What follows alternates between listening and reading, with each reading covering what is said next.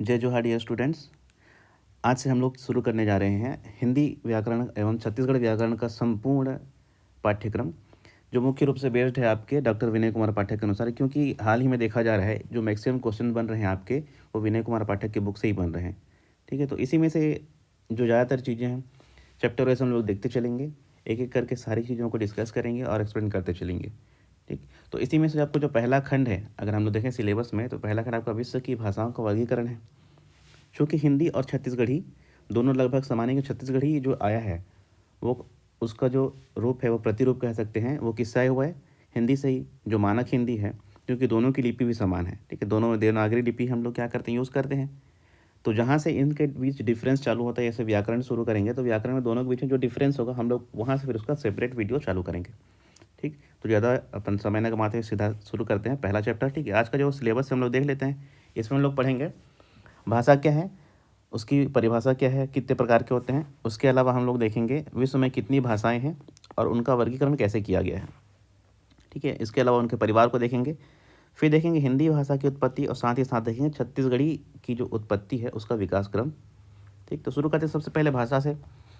तो बेसिकली आपको पता है भाषा जो है उसका अगर हम लोग अर्थ निकालें तो मानव मुख से निकली सार्थक ध्वनियाँ, उसको क्या कहेंगे? भाषा कहेंगे। ठीक है, यहाँ पे एक चीज़ है सार्थक ध्वनियाँ।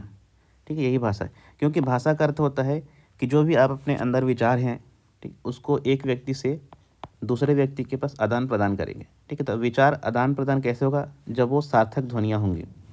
ठीक है, अर्थात अब जो कह रहे हैं वो किसी दूसरे व्यक्ति को जो सुनने वाला है उसको समझ में आनी चाहिए, स अर्थ होनी चाहिए, तभी वो क्या कहलाएगी? भाषा कहलाएगी। ठीक है, अगर व्याकरणिक दृष्टिकोण से देखें तो भाषा जो शब्द है वो भाष धातु से बना है, जिसका अर्थ होता है बोलना। ठीक है, किससे बना है? भाष धातु से, जिसका अर्थ होता है बोलना। अगर परिभाषा देखें तो भाव और विचारों को व्यक्त करने का साधन जो लिखित या मौखिक दोनों हो सकता है, जिसकी एक विशिष्ट लिपि हो और व्याकरण अनिवार्यतः हो, वो क्या कहलाएगी? भाषा कहलाएगी। दो चीज़ें इसमें ध्यान देना है कि उसकी एक विशिष्ट लिपि। जैसे अगर हिंदी की बात करें तो इसकी कौन सी लिपि है? देवनागरी है। ठीक है, और इसका पर्टिकुलर एक व्याकरण है, अर्थात उसमें लिंग, वचन, कारक, ठीक है, इन सब चीज़ों को, उसके अलावा काल, इन सब को ध्यान में रख के, मद्देनजर रखते हुए आपका शब्द रचना या कहें भाषा का निर्माण होता है। यही क्या है? व्याकरण है। ठीक, अब अगर भाषा के प्रकार की बात करें तो भाषा को मुख्य दो रूपों में बांटा गया है।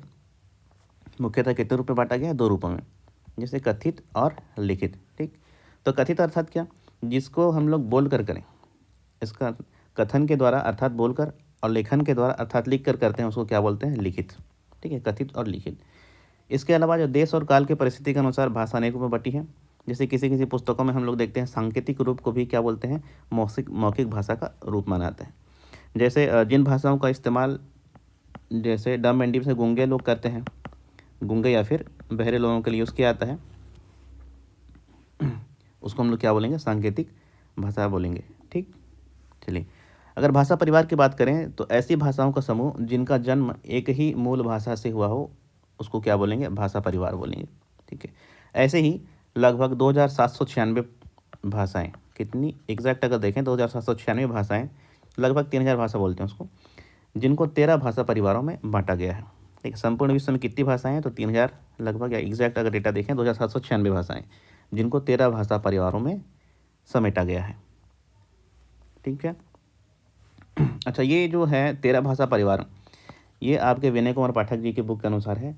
बट जैसे अब हायर एजुकेशन में जाएंगे या नेट सेट के एग्ज़ाम्स के लिए, तो वहाँ आपको अलग अलग बुक में अलग अलग डेटा देखने को मिलेगा। कुछ कुछ में आपको 18 भाषा परिवार देखने को मिलेगा। ठीक है, लेकिन CGPSC के अनुसार हम लोग क्या लेंगे? तो 13 भाषा परिवार ही लेंगे। चलिए, अब ये 13 भाषा परिवार है कौन कौन से देखते हैं। तो जैसे आपको दिख रहा है यहाँ पे भारोपीय, जिसको प्राक आर्य भाषा ही बोलते हैं।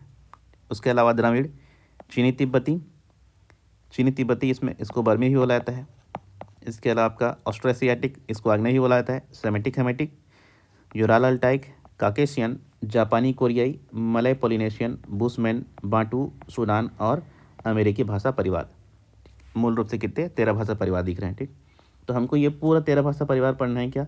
तो नहीं, हमारे जो भारत में मूल रूप से जितनी भाषाएं पाई जाती हैं हम लोग ज़्यादा ध्यान उस पर देंगे, क्योंकि अभी तक जो क्वेश्चन बने हैं एग्जाम्स में ज़्यादातर उन्हीं में से बने हैं। तो वो कौन से हैं? तो आपके ये शुरुआत के जो 4 हैं, ठीक है, कौन कौन से? भारोपीय, द्रविड़, चीनी तिब्बती और ऑस्ट्रो एशियाटिक। ठीक, इसको मुंडा भी बोलते हैं, मुंडा भाषा परिवार, तो ज़्यादा क्लियर होगा आपको। ये चारों भाषा परिवार ही मूल रूप से देखने को मिलती हैं। ठीक, जैसे है भाषा जनगणना 2011 के आधार पर भारत में बोले जाने वाले प्रमुख 4 भाषा परिवार निम्न हैं। जैसे आपके भारोपीय हैं, द्रविड़ भाषा परिवार है, आग्नेय है और चीनी तिब्बती भाषा परिवार।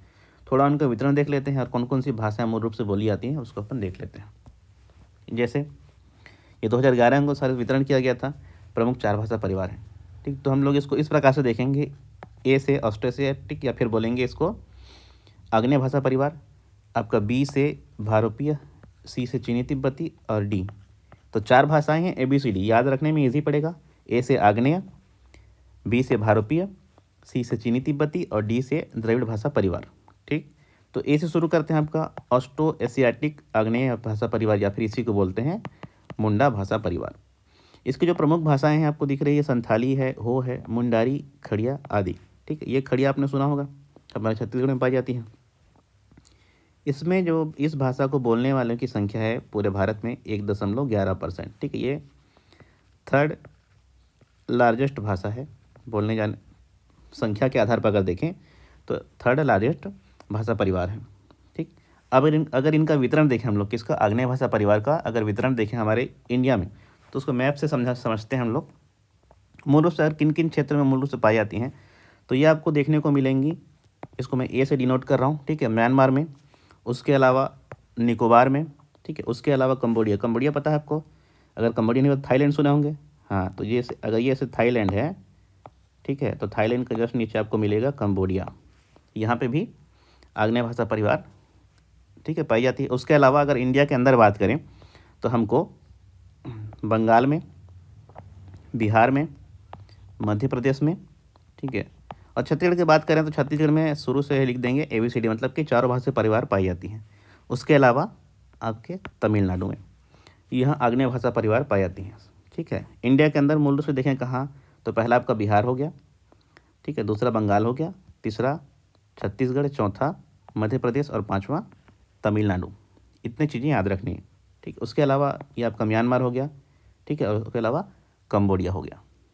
ठीक, क्लियर है। अब सेकंड देखते हैं, भारोपीय भाषा परिवार। ठीक, भारोपीय भारत और यूरोप से मिलकर भारोपीय बना है। तो इसमें मूल रूप से कौन कौन सी भाषा, मुख्य भाषा देखेंगे तो हिंदी है, संस्कृत है, उर्दू है, मराठी है, नेपाली है, बंगाली है, गुजराती है, कश्मीरी है, असमिया है, उड़िया है, पंजाबी, मैथिली, सिंधी, ये सारे की सारी भाषा परिवार। और अगर बोलने वालों की संख्या के दृष्टिकोण से देखें तो ये लार्जेस्ट परिवार है, मतलब कि सबसे ज़्यादा बोली जाने वाली भाषा परिवार में शामिल है, अर्थात पूरे जो भारत में, संपूर्ण भारत में फैला हुआ है। ठीक, तो एक बोल सकते हैं कि कंप्लीट ये तो भारत में फैला हुआ है। उसके अलावा और कहाँ कहाँ फैला हुआ है? भारत के बाहर अगर बात करें तो पूरे अगर एशिया में देखें तो आपके पाकिस्तान में मिलेगा। ठीक है, उसके अलावा आपको अफगानिस्तान में देखने को मिलेगा। उसके अलावा हमको ये ईरान में देखने को मिलेगा। ठीक है, ये 3 जगह। उसके अलावा और कहाँ? तो फिर ये आपको देखने को मिलेगा श्रीलंका में। ठीक, ये हो गए सारी चीज़ें। और एक जगह और याद रखने आपको, बांग्लादेश में। ठीक है, बी से बांग्लादेश, बी से भारतीय। कहाँ कहाँ देख लेंगे विदेशों में? तो पहला आपका पाकिस्तान हो गया, दूसरा अफगानिस्तान, तीसरा ईरान, चौथा आपका श्रीलंका और 5वां बांग्लादेश। उसके अलावा संपूर्ण भारत में भी ये आपको देखने को मिल जाएगा। इससे बोलने वाली लोगों की जनसंख्या यहाँ पर देखने को मिल जाएंगी। ठीक, चलिए क्लियर है। इसके अलावा अगर इसे हम लोग को एशिया मूल रूप से याद रखते हैं, एशिया के बाहर भी है, क्योंकि भारत प्लस यूरोप बोला गया है। ठीक है, भारोपीय। तो यूरोप में कहाँ कहाँ? तो यूरोप में आप लोग नाम सुन लेंगे, उतना मतलब इंपॉर्टेंट है नहीं, बट जानकारी में रहना चाहिए। जैसे रूस हो गया, रोमानिया हो गया, फ्रांस हो गया, स्कॉटलैंड, पुर्तगाल, स्पेन, इंग्लैंड, जर्मनी, ये सारी जगहों पे आपको भारोपीय भाषा परिवार के बोलने वाले लोग मिल जाएंगे। ठीक, क्लियर है। चलिए अब तीसरा देखते हैं आपका सी से आपका चीनी तिब्बती, इसी को बर्मी बोल देते हैं। ठीक है, ये एक अक्षरी भाषा परिवार है। यहाँ पे जितने भी से वर्ण लिखे आते हैं, जैसे अपने यहाँ क्या लिखते हैं, क, ख, ग, तो वहाँ पे एक शब्द का एक वर्ण इस प्रकार से लिखा जाता है, तो इसलिए एक अक्षरी बोलते हैं। सबको एक ही जगह डाल देंगे। जैसे आपको गारो लिखना है तो जी भी इसी में, ए भी इसी में, आर भी इसी में, ओ भी इसी में, तो इस प्रकार से वो लोग लिखते हैं, उसी को एक अक्षरी भाषा परिवार बोलते हैं। ठीक है, प्रमुख भाषा देखेंगे क्या क्या है, तो इसमें है गारो देखने को मिलता है, बोडो, नागा है, मिजो है, मणिपुरी, जो मैते समुदाय के अभी फिलहाल काफ़ी विवादों में है, तो याद रखना आपको, मैते जो है मणिपुरी में बोली जाने वाली भाषा। उसके अलावा तमांग, दफला, नेवारी आदि। ठीक है, ये जो मैते हैं किस भाषा परिवार की है, तो चीनी तिब्बती भाषा परिवार की है। इंपॉर्टेंट फैक्ट याद रखेंगे। और ये सेकेंड लार्जेस्ट भाषा, सॉरी ये आपका कौन सा है, फोर्थ, या कहेंगे कि अपने भारत में सबसे कम बोली जाने वाली भाषा परिवार कौन सी है, तो चीनी तिब्बती वर्मी भाषा परिवार है। ठीक, अब इनका थोड़ा सा वितरण देख लेते हैं हमारे इंडिया में कहाँ कहाँ है। ठीक है, तो हमको देखने को मिलता है चाइना में। ठीक है, उसके अलावा तिब्बत में, इसको सी से डिनोट कर रहा हूँ मैं। ठीक, चाइना में, तिब्बत में, उसके अलावा म्यांमार में। ठीक, उसके अलावा थाईलैंड में। ये तो हो गया इंडिया के बाहर। अब इंडिया की बात करें तो ये हमको लाइन से देखने को मिलेगा, जैसे चाइना हो गया, ये आपका तिब्बत हो गया, उसके बाद असम, असम के बाद आपको ये देखने को मिल जाएगा मणिपुर में। ठीक, ये इसका जो एक बेल्ट है इस प्रकार से, ये लाइन से आपको चीनी तिब्बती या फिर बर्मी भाषा परिवार देखने को मिलता है। ठीक, अच्छा, इसका जो है चीनी तिब्बती भाषा परिवार की एक पहचान है या फिर विशेषता कहें कि जैसे जनरली हम लोग चीनी लोगों को बोलते सुनेंगे तो उनका ऐसा लगता है कि वो नाक से बात कर रहे हैं। ठीक है, मियाओ इस प्रकार से बात करते हैं। तो उसके पीछे कारण क्या है, तो उसका जो मेन कारण होता है इनका जो वर्णमाला है या कहेंगे इनकी जो ध्वनियाँ हैं उनमें मैक्सिमम अनुनासिक ध्वनियों का इस्तेमाल किया जाता है। जैसे हमारे यहाँ पंचमाक्षर जो है, पंचम वर्ग हैं, जैसे अंग है, ठीक है, इया है, ड़ है, तो ये क्या है आपका अनुनासिक है। तो ये जो अनुनासिक वर्ण हैं, अनुनासिक ध्वनियाँ हैं, इसका उपयोग ये लोग बहुत ज़्यादा करते हैं। इसीलिए इनके देखना जितने भी मूवीज़ वगैरह कहीं भी देखेंगे आप, बोलने वाले कहीं पे सुनेंगे तो ऐसा लगता है कि लोग नाक से बोलते हैं। उसके पीछे जो मेन रीज़न होता है वो यही होता है। ठीक है, अब पता चला क्या है इनके पीछे रीज़न। ठीक, चलिए अब आगे बढ़ते हैं। अब लास्ट कौन सा बच रहा है, तो आपका बच रहा है डी से द्रविड़ भाषा परिवार। द्रविड़ भाषा परिवार, तो इनमें जो मुख्य भाषाएं कौन कौन सी देख लेते हैं। तमिल है, तेलुगु है, कन्नड़ है, मलयालम है। ठीक है, तो दक्षिण भारत की जो पूरा दक्षिण भारत जितनी भाषा बोली जाती है वो किस में आएगी, द्रविड़ भाषा परिवार में। उसके अलावा और कहाँ कहाँ बोली जाती हैं तो वो भी देख लेते हैं। ठीक है, बोलने वालों की संख्या अगर देखें तो कितना है, तो 19.64। ये है आपका सेकेंड लार्जेस्ट भाषा है। ठीक है, भाषा परिवार में सेकेंड लार्जेस्ट भाषा है अपने इंडिया में। तो इनका वितरण देख लेते हैं कहाँ कहाँ है द्रविड़ भाषा परिवार का। तो अगर इनका विस्तार देखें तो एक तो आपका पूरा दक्षिण भारत हो गया। ठीक है, कंप्लीट आपका जो दक्षिण भारत है इसमें हमको देखने को मिल जाता है द्रविड़ भाषा परिवार। इसके अलावा अगर विदेशों में बात करें तो आपको उत्तरी श्रीलंका, ठीक है, उसके अलावा लक्षद्वीप, उसके अलावा बलूचिस्तान। ठीक है, अब छत्तीसगढ़ में तो है ही है। उसके बाद आप देखेंगे एमपी में। ठीक है, ये भाषा बिहार में देखने को मिलती है और उड़ीसा के कुछ भागों में देखने को मिलती है। ठीक, चूँकि ये जब लिखा गया था बुक उस समय उन्होंने झारखंड तब सेपरेट हुआ नहीं था, या फिर कहेंगे झारखंड के बारे में डिटेल में दिया नहीं है। तो झारखंड में भी ये भाषा परिवार आपको देखने को मिल जाएगी, द्रविड़ भाषा परिवार। ठीक, फिलहाल अपने को जितना दिया है उतना याद रखेंगे। तो कहाँ कहाँ, तो लाइन से देख लेंगे। एक तो पूरा दक्षिण भारत हो गया, ठीक है, उसके अलावा श्रीलंका का आपका उत्तरी हिस्सा, फिर आएगा आप लक्षद्वीप हो गया, उसके बाद आपका बलूचिस्तान हो गया, फिर मध्य प्रदेश, बिहार और उड़ीसा। इतने जगह हमको याद रखने हैं। ठीक है, इजी है मैप से याद रखना, यहाँ से क्लियर हो जाएगा कहाँ कहाँ इनका कुल मिला के वितरण हुआ है। चलिए आगे बढ़े, क्लियर है। ठीक, अब देखते हैं हिंदी भाषा की जो उत्पत्ति हुई है वो कहाँ से हुई है।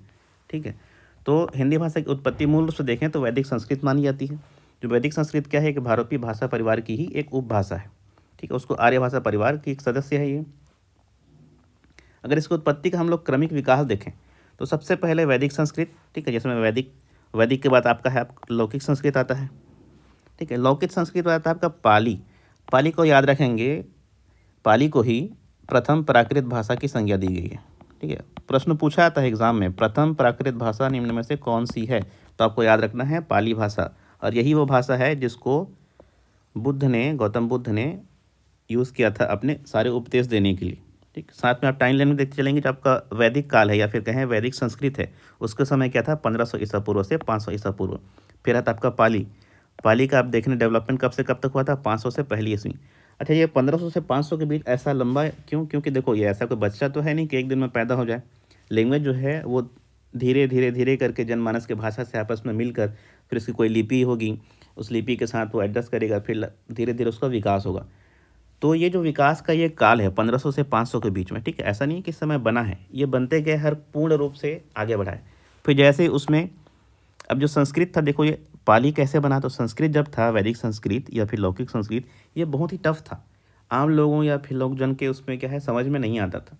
तो लोग जो है, जो आम लोग थे, ग्रामीण क्षेत्र के निवासी थे उनकी जो बोलियां अलग थीं, और वो जो वेदों को है ठीक से पढ़ नहीं पाते थे, क्योंकि वेदों पे एक मूल रूप से अधिकार किनका हो गया था, तो ऋषि मुनियों का या फिर उच्च कुलीन वर्गों का जिनको संस्कृत आता था। इसीलिए उस समय जब पाली का क्या हुआ, यूज़ हुआ, क्योंकि पाली क्या था, प्रथम प्राकृत भाषा था, मतलब जनमानस की भाषा थी। ये लोग जो थे छोटे परिवार या फिर कहें गांव में बसने वाले लोग, इसलिए बहुत जल्दी से फैला था आपका गौतम बुद्ध का जो धर्म है वो बहुत तेज़ी से फैला था। उसके पीछे एक कारण यह भी माना जाता है इतिहास में। ठीक है, चलिए अब आगे बढ़ते हैं, हिंदी में आते हैं वापस। पाली के बाद अगला जो भाषा है वो आपका प्राकृत भाषा। ठीक है, प्राकृत को बोला था जन सामान्य की भाषा। ठीक है, याद रखेंगे उसको क्या बोलते हैं, जन सामान्य की भाषा। इसका विकास का क्रम देखेंगे आप लोग, 1ली ईस्वी से 500 ईस्वी तक। फिर पाली प्राकृत के बाद आता है आपका अपभ्रंश। अपभ्रंश का मतलब होता है बिखरा हुआ या फिर टूटना, बिखरा हुआ रूप या फिर टूटना। ठीक है, इसका मतलब यह है कि प्राकृत से टूटकर, बिखर कर या फिर उससे अलग होकर जब भाषा बनती है, या दो भाषाओं से मिलकर कोई नई भाषा बनती है, तो वो आपका अपभ्रंश कहलाता है। ठीक है, अपभ्रंश के बाद आता है आपका हिंदी। ठीक, अपभ्रंश को क्या बोलते हैं, लोक भाषा ही बोलते हैं। इसका विकास समय देख लेंगे 500 से 1000 ईस्वी। फिर आता है अपभ्रंश के बाद हिंदी।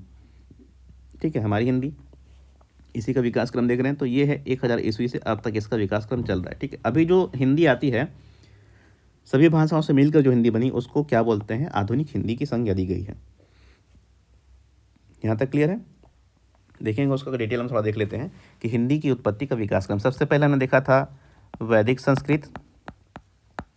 ठीक है, वैदिक के बाद क्या देखा था, उसके बाद हमने देखा था लौकिक संस्कृत। याद रखना है ये वाला पूरा, ये अक्सर पूछता है। ठीक है, लौकिक संस्कृत के बाद हमने क्या देखा था, पाली। ठीक है, पाली के बाद देखा था प्राकृत। प्राकृत के बाद आपका आता है अपभ्रंश। ठीक है, इसी के बाद से आगे क्रम देख लेंगे।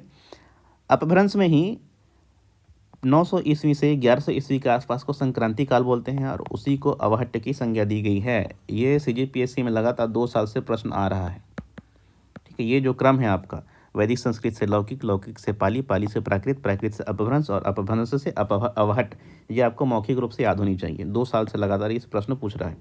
ठीक, एक बार ये व्यापम में भी आ चुका है, तो मोस्ट इंपॉर्टेंट क्वेश्चन है। अब इसका विकास क्रम देखते हैं। अपभ्रंश के बाद हम लोग कहाँ जा रहे हैं, तो हिंदी की ओर। ठीक है, तो हिंदी 2 पार्ट में डिवाइड हुई है मूल रूप से, एक आपका सौरसेनी और दूसरा अर्धमागधी। सौरसेनी से आपका पश्चिमी हिंदी बनता है और अर्धमागधी से बनता है आपका पूर्वी हिंदी।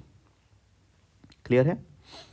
ठीक है, उसके बाद अगर आगे देखें तो ये जो अपभ्रंश 4 भागों में मूल रूप से टूटा था, एक को मागधी बोलते हैं और एक को खस अपभ्रंश बोलते हैं, और ये सब के सब आपस में मिलकर आधुनिक हिंदी का निर्माण करते हैं। जो अभी हम लोग हिंदी बोलते हैं वो पूर्ण रूप से कुछ भी शुद्ध हिंदी नहीं है।